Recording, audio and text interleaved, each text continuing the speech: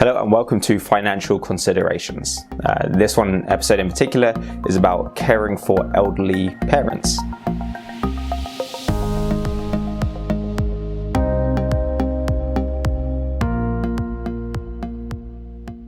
So there comes a time in your life that most of us will have to look after our elderly parents. Maybe they're up there in years, maybe we're already looking after them, or maybe we know it's going to happen in the future. There are a few considerations that need to be discussed and looked after, especially if you're going to be responsible for helping them get through their senior years. So the first one that I will stress is going to be power of attorney. So ensuring that the earlier the better, you get power of attorneys in place. What tends to happen, unfortunately, is as older ones get older, they want to maintain as much autonomy as possible, and that can make it sometimes harder to obtain power of attorney down the line. And then to obtain it, you have to go through the courts, and it's just a whole hassle. So it's much better to obtain this type of documentation when they're young enough to understand everything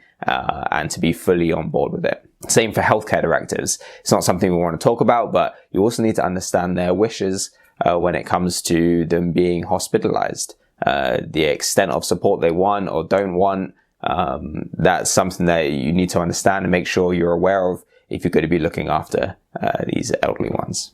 So another thing you have to look at is how their advanced age is going to be funded.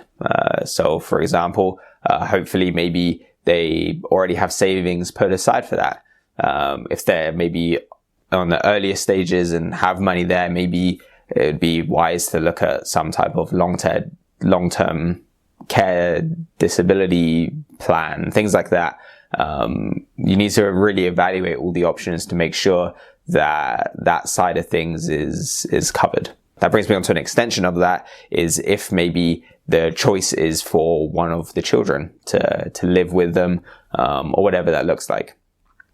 And something that's not talked about much, but is a very realistic thing, is that oftentimes it might be appropriate for there to be some type of compensation for that, whether that's being able to keep the family home once the parents passed away, whether that's some type of monetary compensation in the will, like whatever that looks like. It's important for that discussion to happen up front. A big component for open and honest financial conversations, especially around something so sensitive like looking after aged parents.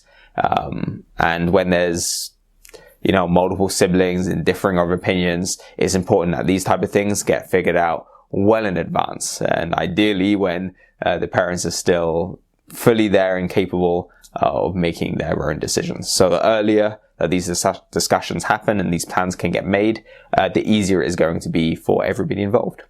And then two more things. Finally, the making sure medical expenses get considered in taxes. I know a lot of people, sometimes this gets forgotten, and especially if the older ones want their autonomy, some of these things get missed, and medical expenses are a big one. As you get older, you tend to have more medical expenses for obvious reasons, and to ensure that these are taken into consideration for tax time is a small thing that you can do that can go a very long way to helping your parents out. And then the last one is about inheritances and making sure that people understand, but also to really understand the risks, and making sure that that your parents have given in a way that meets their wishes. A really good example of this is protecting inheritances within a marital unit. So let's say mum dies and wants to leave $1 million to son. Son is in a relationship with somebody else. How does that money enter that relationship? Is it going to be held jointly? That means that if something happens to that relationship, the money gets split, or maybe there's other options where the mum really wants it only to go for the son, and maybe the grandchildren. So maybe it gets put into a trust. These type of conversations are really important for you to make sure that your parents have had with their lawyer, to make sure that their wishes are truly what happens. And since every province is different, if your parents are moving province to come back home or to go out to be where the child is, and this all needs to be reviewed ASAP in the new province under the new legislation that they're living under. So yeah, that's a few tips, a few financial considerations to help you with helping your parents as they get older. If you have any questions, please feel free to reach out to me. Thanks.